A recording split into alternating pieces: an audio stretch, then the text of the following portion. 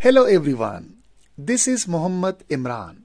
Welcome to my channel Linguistics and Literature with Imran. In this lecture, we will discuss English academic style and language. So we will learn how academic language is different from non-academic language. This lecture is very fruitful for those who are writing their BS thesis or MPhil or even PhD dissertation. So let's begin our today's lecture. Formal style. So academic language is all the time formal. So the style will be formal. The style of English academic writing is formal.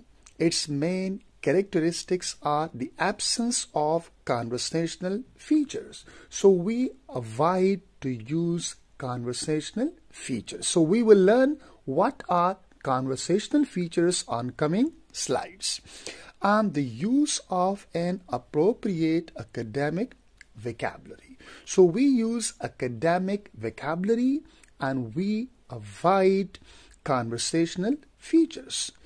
So developing a command of formal style is extremely important for non-native speaker wishing to master the conventions of English academic discourse.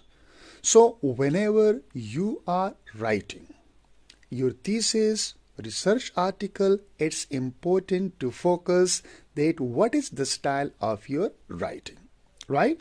Whether your tone is conversational, for example, won't, isn't, don't, right? Such kind of words you're using, fine. Or like my chap, or using like friend. So such kind of vocabulary come in the category of conversational style or conversational tone. Compare 4 pairs of sentences. It will not be difficult for you to decide which are written in formal style and which are in informal. So what features of formality or informality can you find in the sentences? Let's discuss and those 4 sentences, compare and contrast. So you can see, thanks a lot for the invitation, but I'm afraid I can't come. On the other hand, we have, thank you very much for your kind invitation. I regret it will not be possible for me to come. So on the left hand, you can see a sentence, thanks instead of thank you. So thanks, it is informal, and thank you, it is formal, right? Similarly, you can see a lot, that is informal, and very much, that is formal. And then you can see that I am afraid and I regret. So I am afraid, it is informal tone, informal style, and I regret, it is a formal style or formal tone.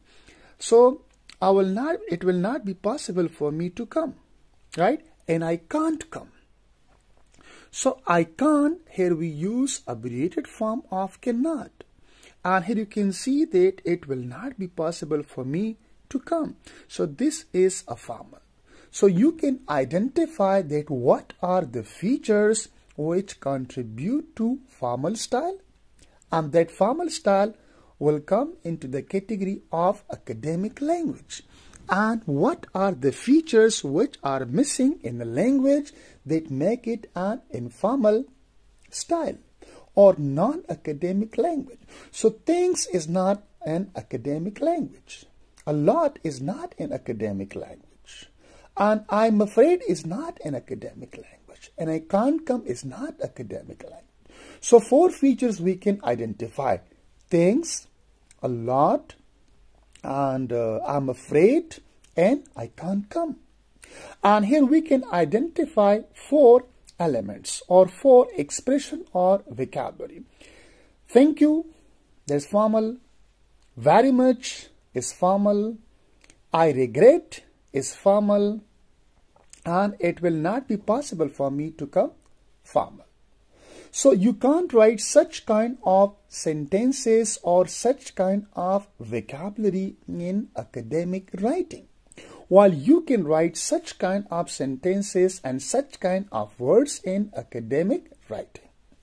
The second, you can see that I really can't comment on the findings of this paper. Here you can see that I really can't. So instead of I really am not currently in a position. So I really, that will be informal. And I am not currently in a position to provide, that'll be formal. And can't comment. Instead of can't, you can say that I'm not. Right? This paper, on the finding of this paper. Right? So you can't use really, you can't use can't. Fine. So you will say that I'm not currently in a position to provide any comment on the finding of this paper. The third example, you can see that will you write me back as soon as possible? I am waiting for your reply. And the formal style will be that I would greatly appreciate instead of will you write me. So you would go a step back and you say that it would be, I would be greatly appropriate hearing from you at your earliest convenience. So what are informal vocabulary here? That is will, right? Or instead of will you write, I would greatly appreciate, right? Hearing from you at your earliest convenience, rather than to say reply. Okay, your reply. I'm waiting for your reply. And if you need any further detail, please let me know. With best wishes, Alex. So this is informal tone. If you need any further detail, you can say that I should be pleased to provide any further details. Your request, sincerely yours, Alex Brown. Right? So you can see that if you need and I should be pleased further detail to provide any further detail, you request sincerely yours. So instead of with best wishes, we say sincerely yours. With best wishes, that will be conversational tone. And sincerely yours, that will be academic language. Now, first, contraction. You can't use contracted form in academic language or academic writing style. Now, the research won't be continued until appropriate finding is secure. So the research will not be continued until appropriate finding is secure. So instead of won't, you will say will not, because won't, it is acceptable in conversation when you speak someone. But when you write your thesis, research article, right, even essay, school, college essay, you don't have to write won't contracted form. Similarly, that interjection and hesitation fillers, like we say in conversation, well, you know, etc. So these are also called gap fillers. They are also called interjection. So we have to avoid interjection and hesitation or gap filler in academic writing or language. For example, well, that is what? That is gap filler. Fine, interjection. We will now consider the influence of sex hormones on stress response. So we will now consider the influence of sex hormone or sex or stress response. So you don't have to use will in academic language because it's a gap filler. Addressing the reader directly. In academic writing, you can't address the reader directly, but rather indirectly. For example, you can see the data in table 3. You can't say like this. You will say that the data can be seen in table 3. So when you say that the data can be seen in table 3, you are saying something indirectly. So in academic writing or in academic language, we mention or we provide information indirectly, rather to use you, rather to use I. You will say that the research was conducted or the researcher investigated, rather to say that I investigate, right? Now, phrasal verb, although not always, like occasionally you can use phrasal verb in academic writing, okay, but we avoid to use phrasal verb in academic language or academic writing. So researchers have found out that many mental illness are based on molecular defects, right? So where we use a phrasal verb here, that is found out, right? So found out phrasal verbs are avoided in academic language. For example, researchers have discovered that many mental illness are based on molecular defect. You can see here that instead of found out, we use discover.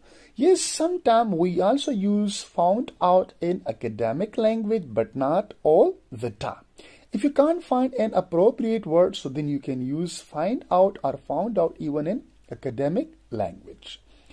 Direct quotations, although not always, okay? We don't use direct quotation, okay, but not always. For example, what can be done to improve the state of our economy? We now need to consider what can be done to improve the state of our economy. So this is used, okay, without direct questions. Not quotation, but questions, right?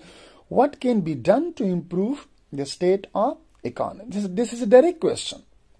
So indirect will be, we now need to consider what can be done to improve the state of our economy. So we don't use direct question in academic language or academic writing. Yes, sometimes we can use, but not always. Now, adverbs in initial or final position. The middle position is preferable, where in academic language. Then it will be shown how teachers can utilize this method. So it will then be shown how teachers can utilize this method. You can see that the adverb then it is used in the middle, not in the beginning, right? It's not like hard and fast rule that all the time, but usually we prefer to use adverbs in the middle of a sentence rather at initial position. This work relies on previous research heavily. That's end position. So this work heavily relies on previous research. So we have to use adverb where in the middle rather to use at the beginning or end position. Now, inappropriate negative form, right? Like in academic writing, we use no rather than to use not. For example, the investigation didn't yield any new result. So one problem that is didn't, right? So we can say that the investigation yielded no new result. So we don't use do not, don't, didn't in academic writing. Rather we use no in place of did not. Not many, few. For example, the book doesn't raise many important issues. We say the book raised few important issues. Instead of doesn't, we say few important issue. So we don't use, okay, that not and not, we can use not, or many we can use few. Not much and little. For example, the government won't do much to support universities in near future. So instead of this, we can say the government will do little rather than to say won't. Little to support universities in near future. Fine. Short forms of the words are slang.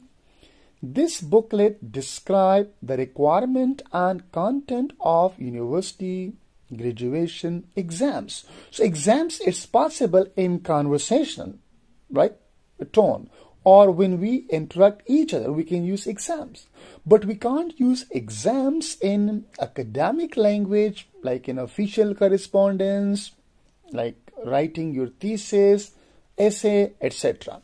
So this booklet describes the requirement and content of university graduation examination.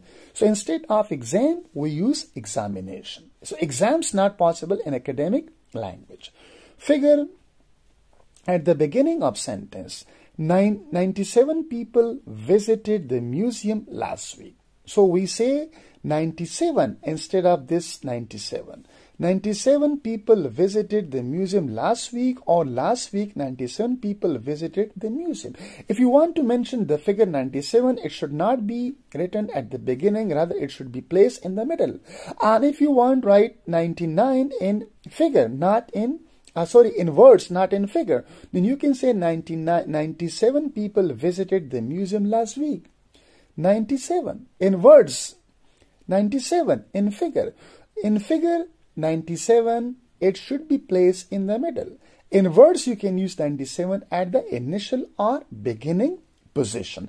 And in conversational style, you can say 97 people even at the beginning. So thank you so much. It was all about that what is academic or formal style of language, where we use and how to avoid, and what is the language which is not academic. Okay, so that was academic and non-academic language. So where do we use academic language? Academic language is used in formal correspondence, right? You're writing a formal letters, you're writing an email, or you're writing your thesis, you're writing a report, fine. And the thesis can be of BS level, MS level, PhD level, any level. Or there's a formal correspondence, letters or email. You have to use the academic language or formal language. So thank you so much. It was all about today's lecture. Please do provide your valuable comment and feedback in the comment section. Thank you so much.